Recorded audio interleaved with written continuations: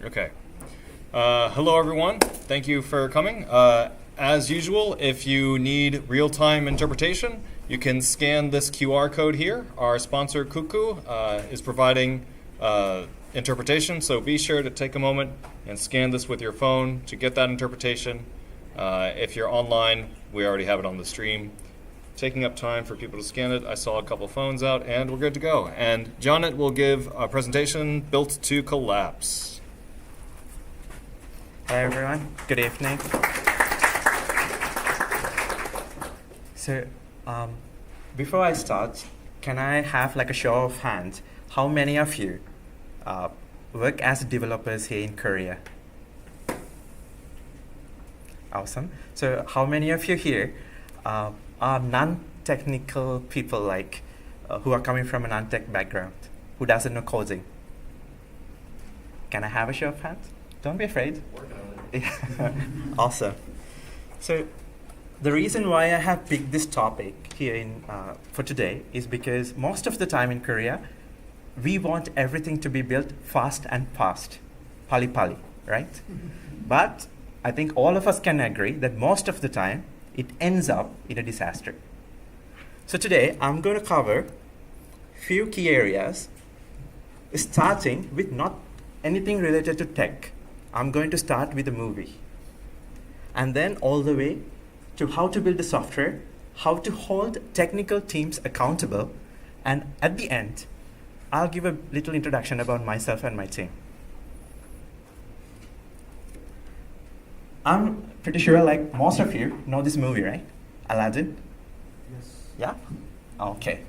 So, can you tell me what was the first wish of Aladdin from Genie? Oh, come on. The movie was released, I think, in 2022, right? Was that the Sultan wish or was it the money wish? He wanted to be the prince. Prince. A prince, right? So, he went to the genie and asked, I wanted to be the prince. Right? How did it end up? Good at Initially. first. Good at first, but... It went sour. Yeah, exactly. So initially it failed.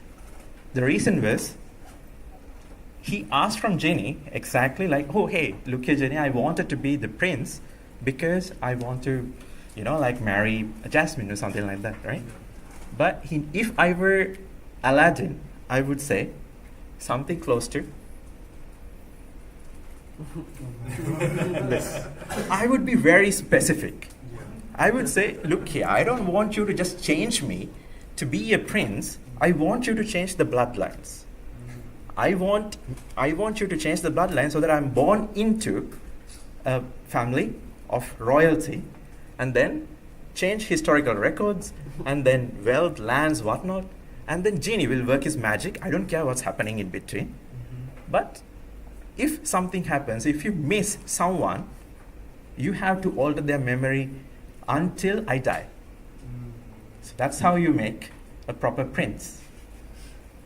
So if you carefully look at it, you would realize it resembles, firstly, to understand the requirement, right? Then you have to plan. And then you have to deploy or develop. And then you have to keep on maintaining. Can anyone tell me what this is? So I'm cheating. Uh-huh. It's the SDLC. It's the SDLC. Software Development Lifecycle. So if you don't understand this as developers or project managers or business analysts or quality assurance engineers, you're bound to fail. This is the very basic, the foundation of software engineering. The reason why I wanted to highlight this in this very simple format is because about 70% of global software outsourcing projects failed. It's not just outsourcing projects, it's even like developing your own projects that has failed. The reasons are developers are saying, oh, it's a change request, it's a CR, I didn't know. And sometimes they goes on to say the requirement was not clear. I didn't know. the requirement was not clear for me to quote it. And then from the CEO's perspective, who doesn't understand anything about the technology, he or she would say, I didn't know. And from my experience, from most of the failed projects that I have experienced, everyone in the team says, time was not enough, the budget was not good, the team members were not qualified or not experienced enough to deliver this project on time. Right? I think most of us can agree on these are the reasons, the common reasons why a project would fail. So, in order to avoid that, we have to understand what the software development lifecycle is. I know, there are about 7 steps, but I have summarized them into 4 steps so that it's easier for us to understand. So initially, when you start any project, you have to start with an idea. Idea converted into a requirement document. Then you will understand, based on the requirement, how to develop, what are the technologies to use. And then you will develop it, and while you're developing it, you are going to test it. And then you can go on to maintenance, and then if there are any bugs, then you can fix it.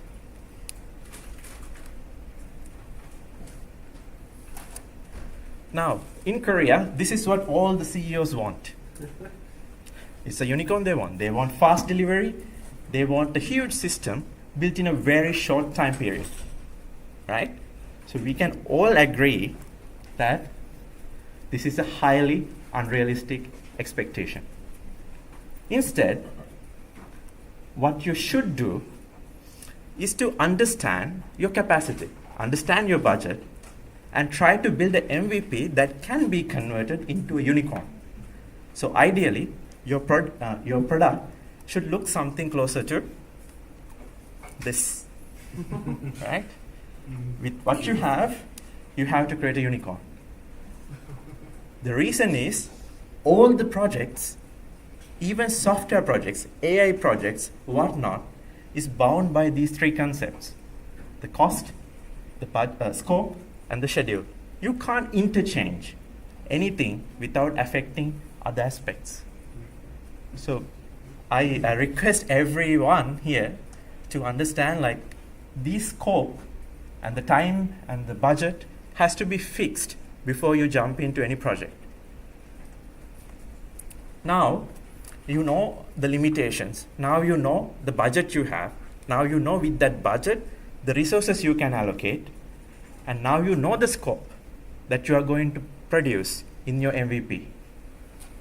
Now comes the challenge. How do we keep this requirement in a document and hold the development team accountable to deliver this on time? Because it's their commitment. To do that, we have a document called the backlog, right? So when a project starts, you have to sit down with your client, because client is the one who's going to come with an idea. Your CEO or project manager or product owner, whoever.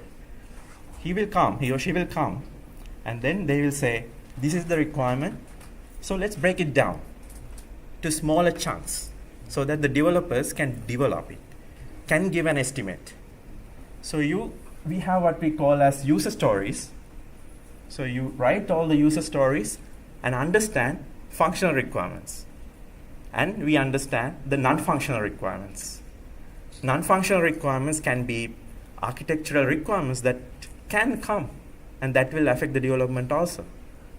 So when you start, you jot it down. And then we do what we call as a RCI calculation. It's called the Requirement Clarity Index. So you go in your team, you have the product owner, you have the business analyst, you have the PM, you have the QA, you have the UX designer, and you have the front-end engineer, and you have the back-end engineer. You ask from each and every one of them, this user story, are you confident? Are you confident to develop? Are you confident so that you understand the requirement as the product owner, as the client, are you confident that you can test this? So you see that at the top you have the RCI values for the UX engineer, front-end engineer, back-end engineer, and the QA. So you ask from everyone and ask them to give a score from 1 to 5. How confident are you? If they give a score, let's say 1 or 2, that means they don't understand. If they don't understand, they can't develop, they can't design, they can't test. As simple as that. So it's our job to sort of make them understand and make them commit and give a score of at least 3, 4, or 5. And if they understand it properly and if they give a score of 4 or 5, that means they're confident to develop. In that moment, you should start the development. Then you can hold them accountable when they come and tell you, I don't understand, just a day before the deadline, right? So that is how you hold a team accountable.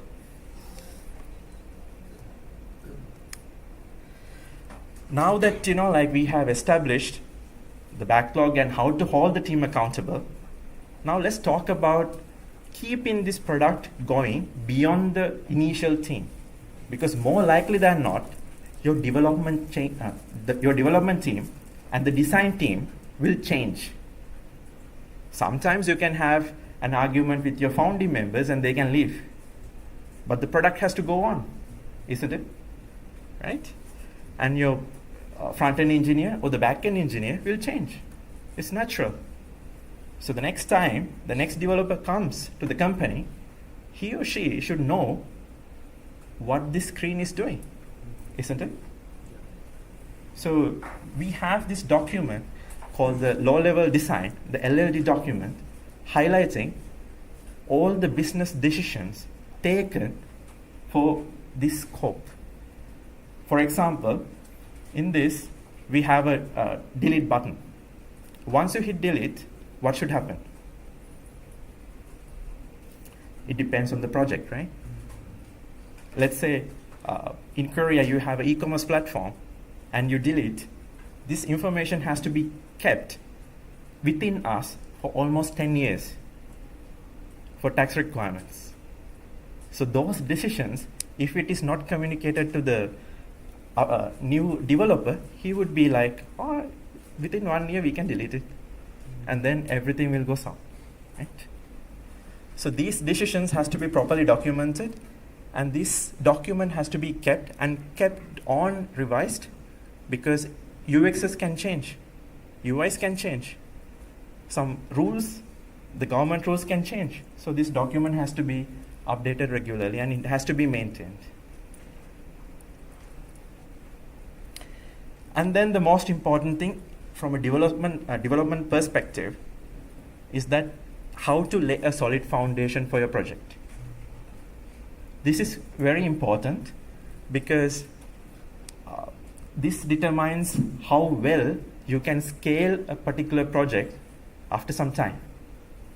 Now let's go back to our Aladdin analogy.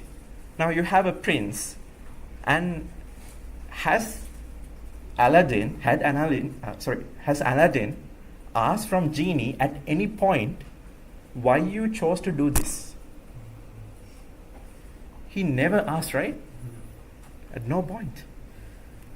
So when a developer chooses or an architect decides a monolithic structure or like microservices architecture, you should ask why. Why do you select this? Most of the time they would say it's the best architecture available. Trust me, there's nothing like best architecture ever, right? If someone says like this is the best architecture, that's BS. So, I'm going to take this small example of a bid producer, and you have a bid item. There are two ways to approach this problem. You have like a queue, and you have a post to subscribe method. Both of them can serve this problem. What would be the best? Can anyone answer?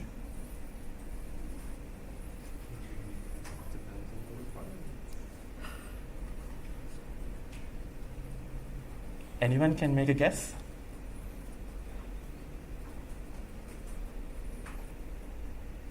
So, yeah. I would respond with a bunch of questions. Exactly.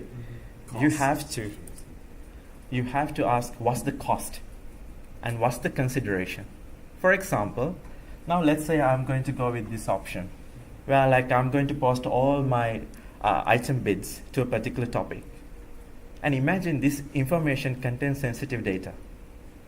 If someone hacks here, hacks the topic, all the information will be available for the hacker to do anything they want. But now let's look at this option. Like now you can customize what goes in at each step. So this option gives some sort of control and security. This one will give you an option to easily expand the services connected to this topic. So it's easily scalable. And then again, the cost, the time, all these performance considerations, all of this has to be considered.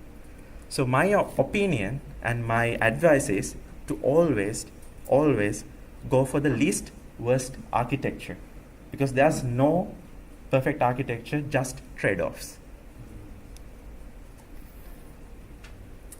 And once you determine, okay, this is how I'm going to build the system and lay the foundation, you may have to use a cloud server or like some server at your own office.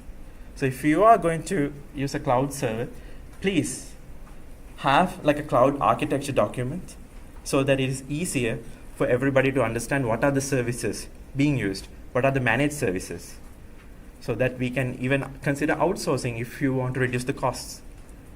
And then based on your requirement, select a particular technology stack. That's Java, React, or whatnot. And then you start building your software. The reason why I'm saying this is sometimes some clients, they want to build a new system using a technology that is going to be deprecated 1 year later. What's the point? Imagine within that 1 year, your company is going to boom, and then you have millions and millions of data that you have to migrate. These digital transformation projects or database migration projects, they're the most expensive software projects in the world. It's very hard to do, and it takes a lot of time. So please consider all these things when you start a particular project. Now that we have laid the foundation, let's look at how to code and how to manage the code. Technically, code is not for the developer. If you think that, that's wrong. Code is for the client or the person who's going to read it. So if it is not understandable by the reader, then you are doing a poor job.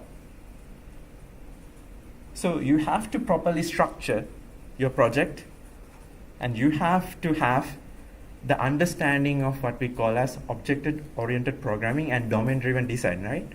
In domain-driven design, the first fundamental theory is that you have to use ubiquitous language.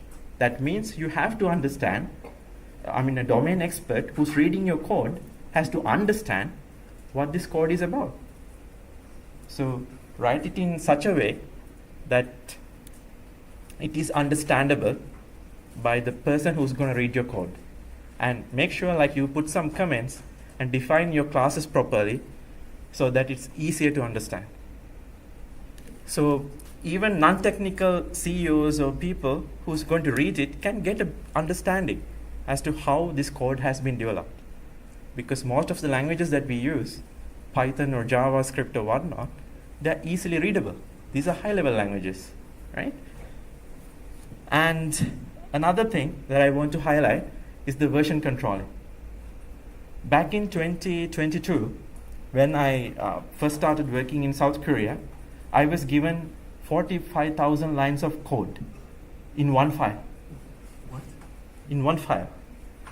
That person was fired, right? Yeah, obviously. Good. So, like that code has been maintained by 8 to 7 people over 8 years of time.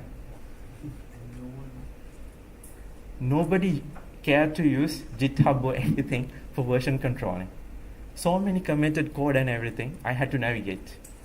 So this could have been easily avoided if we had used proper version controlling. So even if you don't understand the underlying technology of GitHub or whatnot, please ensure like your technical team or the technology leader or the CTO of a company maintain your version controlling properly on GitHub or Gitbucket or whatever. And then you have, let's say, a development team consisting of 5 developers. They will be working on their respective dev branch, right? And then they will be creating other branches for whatever the features they're doing or bug fixes or whatnot. But ensure like when you're pushing into like the main dev branch, someone is reviewing the merges and handling the conflicts. And that should be ideally your technical lead. He has to take the responsibility of your technology team.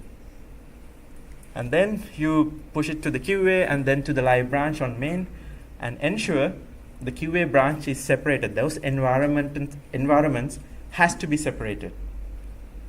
There was one client that I met, I think back in 2023.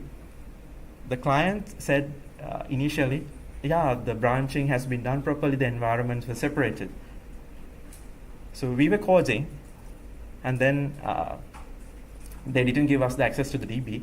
So we were coding, and then we pushed something to the dev branch, and then to the QA branch. And then someone told me, oh, the entire thing is changing in the live branch also. Mm-hmm.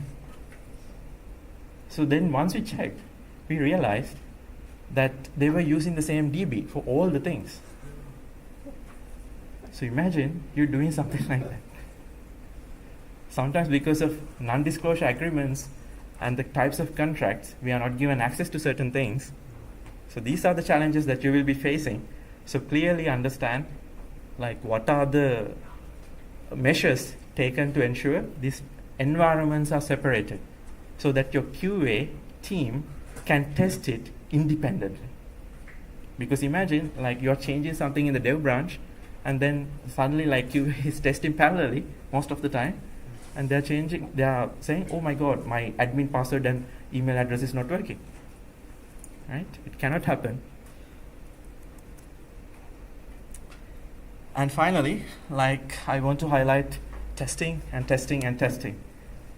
I think software engineering and software engineers are the luckiest engineers in the world because the cost of failure is almost zero. If I am a civil engineer, and if I build a building, and if it starts to like sway or something like that, it's going to cost millions of dollars. It's going to end up in a lawsuit, right? But for a software engineer, you can code one user story, and even if you fail, the cost is zero. So test what you have coded. There are so many tools like JUnit so that you can write unit tests, and you can check, and then do a smoke test before a fire comes, right? Initially, at the discovery phase, you have to understand your quality assurance test plan, QATP. It has to be set at the discovery phase. You need to know what are the types of tests you are going to be using, what are the tools you will be using. And then you write what we call as test cases to test a particular user story. And then acceptance criteria so that you know this is the level of acceptance. This is the result that has to be there for me to say this is done. So that definition of done has to be clearly defined. And then you can do all the tests, and you can like put all the bug reports with all the versions that you have tested, the environments you have tested, and then you can make a release to the development team saying these are the bugs. That's there, kindly fix it. And the development team, ideally, once they fix it and they send it, they should do what we call as a sanity test. Check whether these bugs are actually fixed, because your sanity is being questioned, right? Because if you say it's fixed, and if it is not fixed, then you make a fool out of yourself, right? And then there's something called the regression test. That's to, let's say you have a existing system and you are trying to introduce a new feature. Once you introduce the feature, what happens to the existing system? This has to be checked. So these kind of tests has to be there, and there are so many tools like Selenium, Sonar, or whatnot, so that you can use to ensure that these compliances are there. Finally, again, I want you to test, because this is where you improve. Get used to something like SonarQube, because it gives you feedback on your code. It gives you the smell of your code, and it gives you the security vulnerabilities your code have. So improve on it. And I don't know whether you guys know, but in Europe, you have to have some certain compliances. In US, it's Sarbanes-Oxley you have to comply with. And in EU, you have to have GDPR compliance for personal data. And in Korea too. So check whether those things are there. And then if you have ISO 27001, and sometimes the clients or the companies state that your APIs and the front-end code has to be tested using OWSAP guide. So make yourself familiar with it, because this is the future. In the future, it's not going to be just coding. You have to test if your APIs and the front-end code is secure. So that basically sums up everything that I wanted to, highlight. However, in Korea, the current situation is like this. They want very fast development, and most of the SMEs can't invest in a very experienced tech team. So if you want very fast development, you need to know people. You need to have people in your team who are experienced, where you can, go ahead with an extreme programming approach. And in Korea, we use PHP, whereas the world, they are moving to .NET and JavaScript or Spring Boot or something like that. And this is the biggest question that I have.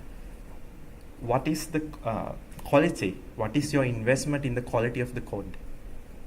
Most often than not, most companies, they don't check. They don't care. So if we don't check the quality of the code, the next question is, can we afford the cost of failure?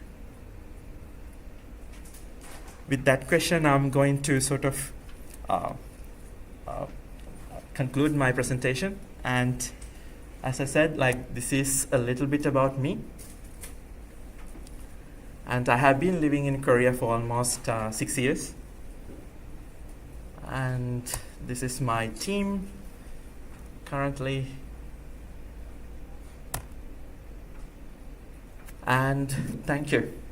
And always, with one last remark, I'm going to leave. Good software is like wine. It takes time. So please take your time and build good software.